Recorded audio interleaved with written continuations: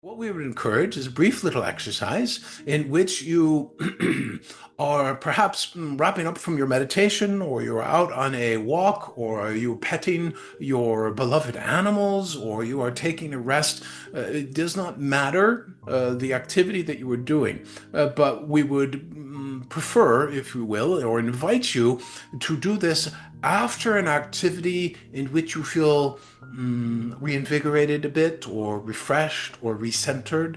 We encourage you to try this exercise that we'll be offering from a place that is as calm and as centered as you can. You do not necessarily need to quote unquote feel good, but we want you to feel centered, if you will, calm as possible.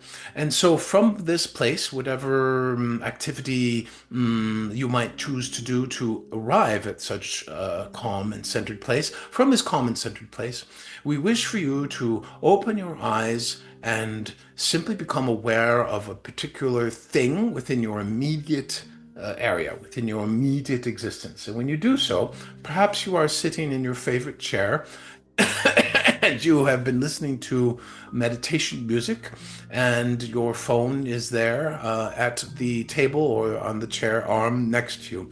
And you open your eyes after this and you simply look at your phone and you say, "There is my phone." And you simply try to keep your mind as clear from any analysis, judgment, interpretations, meanings, or whatever. You just simply continue to acknowledge, "There is my phone. There is my phone. I see my phone. I sense my phone. I acknowledge my phone's isness." And then look around you and find a different object in your room. Perhaps it is your glass of water or mug of tea, or whatever you might have just been imbibing or chewing upon, or perhaps it is something such as a painting on your wall. Whatever it is, pick the item. Let's go with the cup of tea. Nothing wrong with a cup of tea, indeed. And so you look at the cup of tea and you say, "There is my cup of tea." And you simply, as you are looking at it, you begin to be the mindful observer. This is something that has been encouraged in the past, but this is a wonderful tool to use in an exercise like this. You become the mindful observer of the cup of tea. Begin in your mind, rather than assigning meanings or significance to it, begin simply to describe the characteristics of it in your mind. You may even wish to speak this out loud.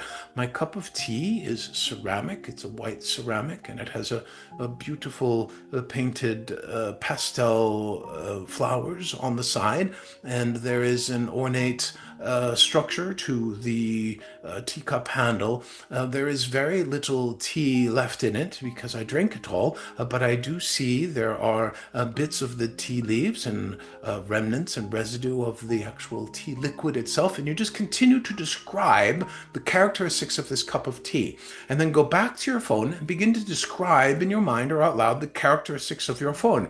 "My phone has this particular casing around it, and it is rubbery or plastic of a certain color.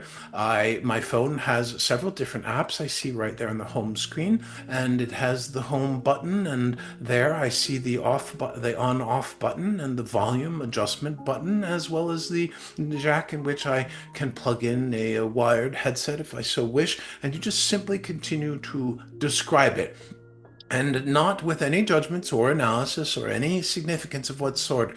Now, you might also at times say, "Well, I really like this color," and that's fine, but try to keep the entire experience of the descriptions quite neutral. And then, dear ones, when you have finished describing each object fully in your mind, when you can find no more characteristics from which to list out or describe in your mind, then begin to look at the connection between these two things. And you may not see this right away, but what you could possibly see, wink, wink, nudge, nudge, you may see the energetic filament between the two of them.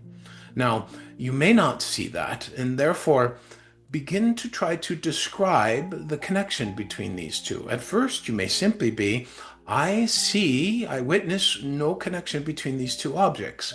And yet I will continue to look and I will continue to look. And oh, now how interesting.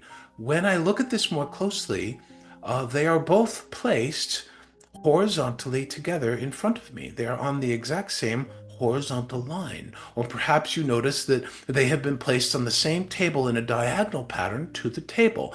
Oh, interesting. Now you have created a connection between the cup of tea, the phone, and the table upon which they sit, for you have created a second connection there. So this we indeed think that you might possibly have questions about, and indeed we'd be happy to explore those during the question session, but we will simply leave the exercise as it is right now and provide further clarity and clarification down the road if you so wish. So let's see if there's anything else to wrap up. Dear ones, we encourage you to play this game of there is my fill in the blank. Well, we're not exactly sure what to call this yet, but there is my item, there is my whatever. We encourage you to play this with the spirit of a child, if you will.